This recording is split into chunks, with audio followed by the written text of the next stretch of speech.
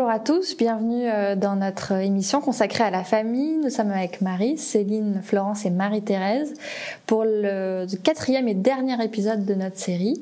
Après avoir parlé de la notion de famille, puis du fait de vivre avec ses aînés ou pas, en France ou dans d'autres pays, on a parlé de ce qu'on a choisi ou pas d'ailleurs de léguer à nos enfants, de choses que nous avons reçues de la part de nos parents. Et puis pour ce dernier épisode, nous allons parler de la place de l'aîné, qui n'est pas toujours la plus facile dans la famille, et peut-être de voir comment on se construit en étant l'aîné, qu'est-ce que les parents attendent de nous, et est-ce qu'on peut vraiment être qui on veut être lorsqu'on est l'aîné.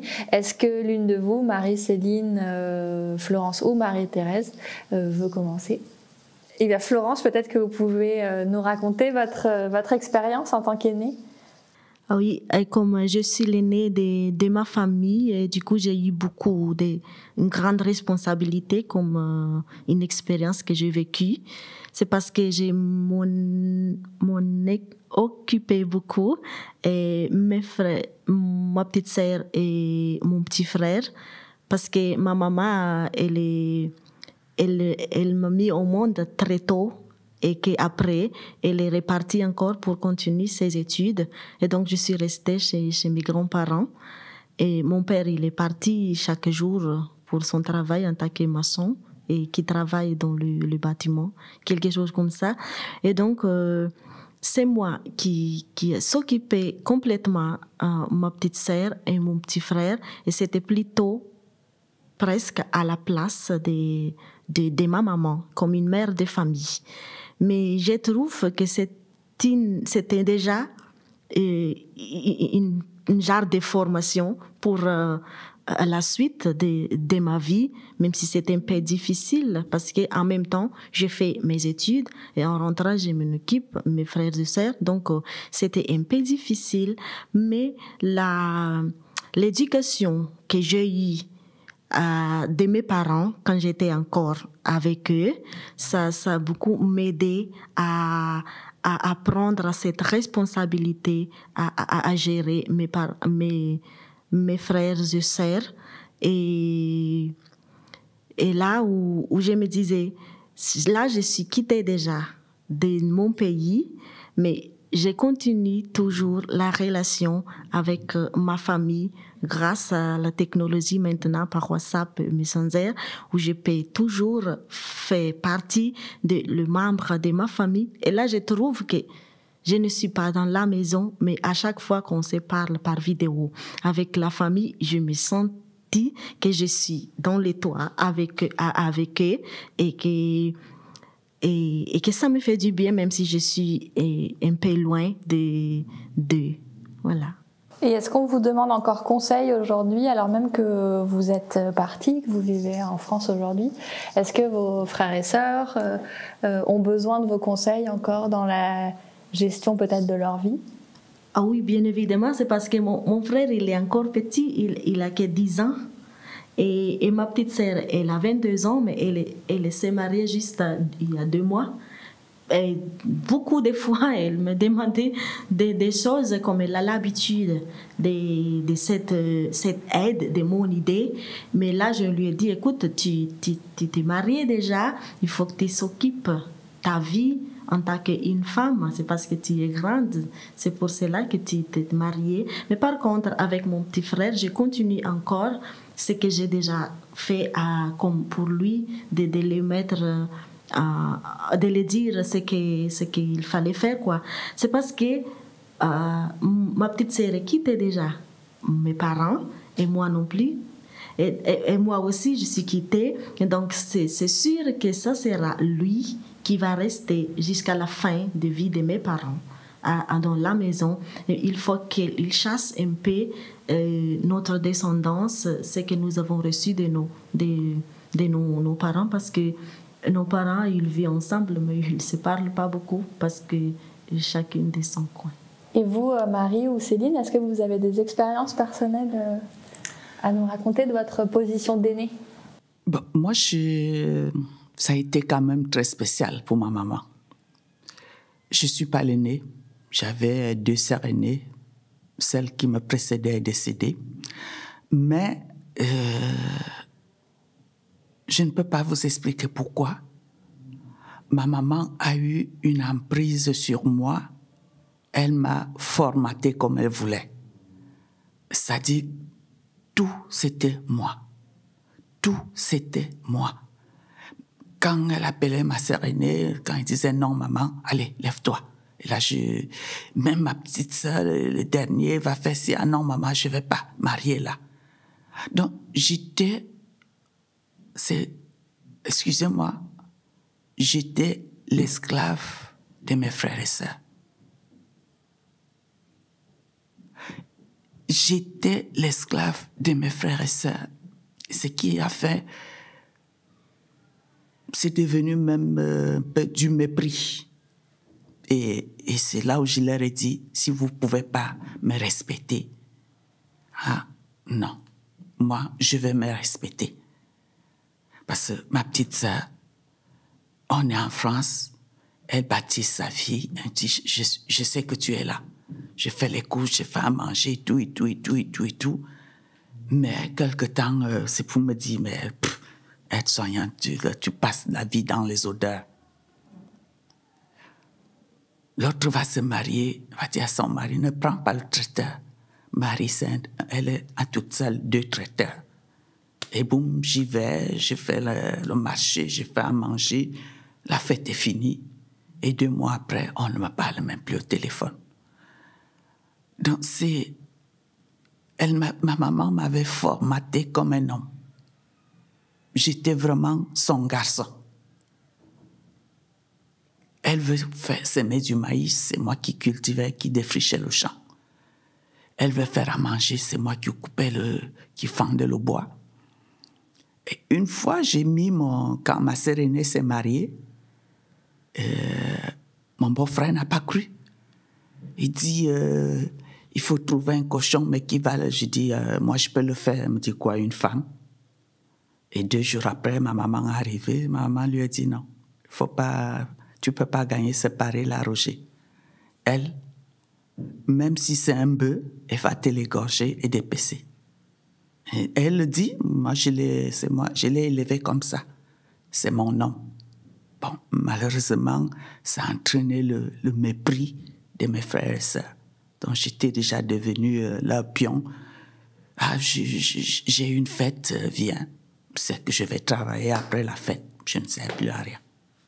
Et vous, Céline, comment ça s'est passé pour vous Je suis l'aînée de la famille aussi.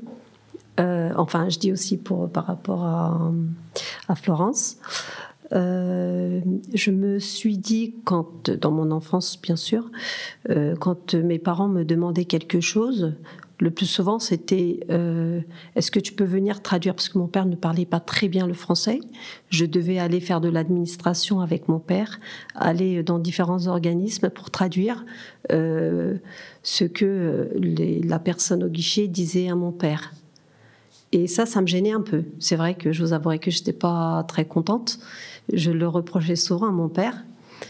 Pourquoi ce n'est pas ma sœur qui va? Pourquoi c'est toujours moi ou mon frère? Parce que je suis la plus grande. Ça, on me le disait. Parce que toi, tu es très débrouillarde. Et ça, c'est vrai aussi. Je m'en suis rendu compte après. En fait, nous avons l'impression que le fait d'être aîné, on nous pousse à faire des choses, mais en fait, c'est pas vraiment ça. Je me suis rendu compte de ça une fois que j'ai été maman, en fait, parce qu'on voit par rapport à nos enfants chaque trait de caractère. Et on agit par rapport à ça. Mon père avait vu en moi ma capacité de bien traduire. Parce que traduire, c'est pas uniquement dire mot à mot tout ce qui est en train de se dire, c'est aussi interpréter en même temps ce qu'elle veut dire, la phrase. Parce que quand on fait du mot à mot, c'est plus la même chose. Il avait vu ça en moi, il avait vu que je n'étais pas très timide par rapport à ma sœur, donc c'était bien. Alors que ma sœur, oui, est-ce qu'elle restait à rien faire? Non, bien sûr qu'elle faisait autre chose, mais moi je ne le voyais pas en tant qu'enfant. En tant qu'enfant, on ne voit pas toujours tout ce qu'il faut voir, en fait. On s'en rend compte que seulement après. Après, une fois qu'on s'est mariés, on en parle entre frères et sœurs, on se réunit. Et quand je raconte ma vie, oui, ma mère elle me demandait de garder mon petit frère. Elle me disait ça jamais à toi. Et elle me disait, oui, mais moi je faisais ça à côté. C'est toujours moi qui mettais la table. Pourquoi toi, tu ne le disais pas ? C'est vrai, elle était très débrouillarde à ce sujet-là. Donc, elle faisait plutôt ça et moi, je faisais autre chose. Mais elle ne s'en rendait pas compte non plus parce qu'elle aussi, elle se plaignait. Pourquoi elle ne doit pas mettre la table ? Pourquoi c'est moi qui dois mettre la table ? Parce que moi, je faisais autre chose. Et tout ça, c'est vrai qu'on s'en rend compte après. Nos parents nous choisissent par rapport à nos capacités. Nous avons des capacités que eux voient dès le départ et que nous avons du mal à avoir ces capacités.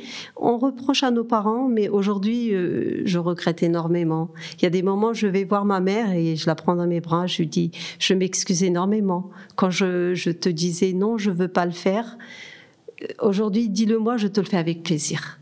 Pourquoi ? Parce que je fais la même chose avec mes enfants, mais par contre, pour éviter ce genre de problème, avec mes filles et mon fils, qu'est-ce que je fais ? Quand je leur donne du travail, je leur donne en même temps, pour éviter qu'ils se balancent la balle entre eux, ou alors je leur donne pas du tout le travail et je préfère le faire moi-même.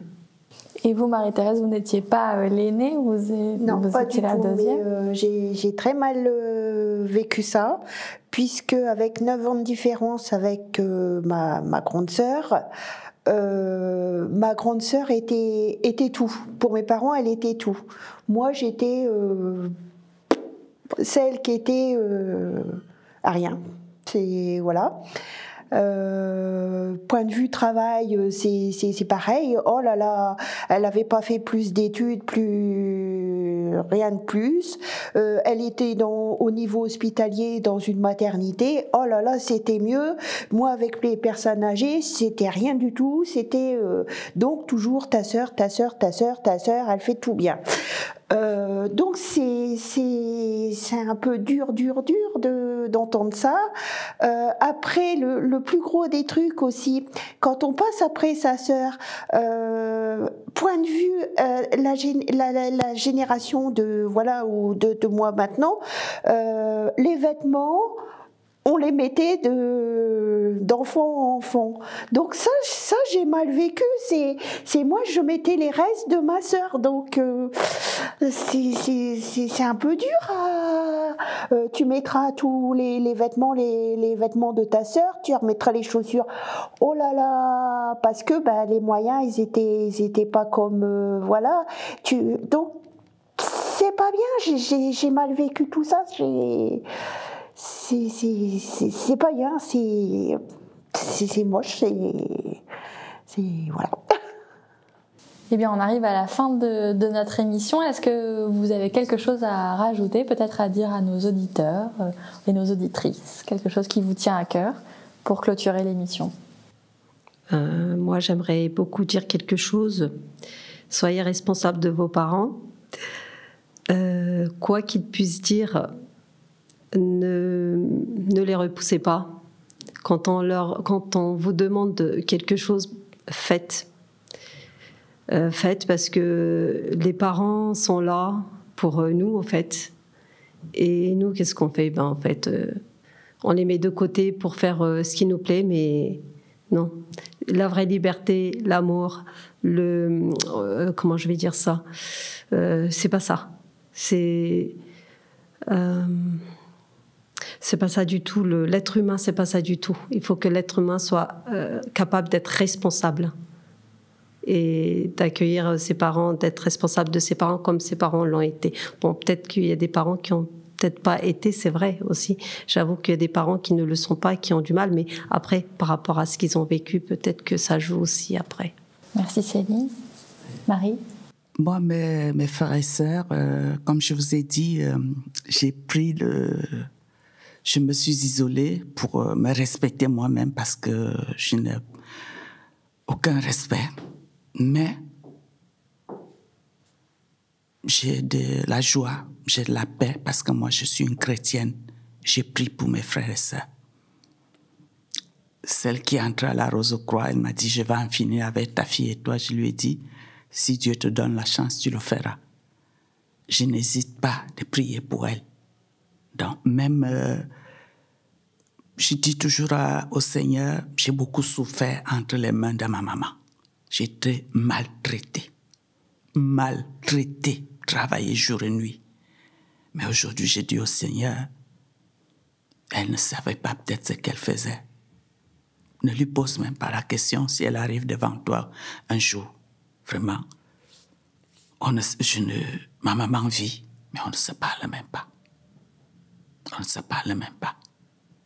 Depuis 2008 en 2014, ça fait 8 ans aujourd'hui, je n'ai plus parlé à ma maman.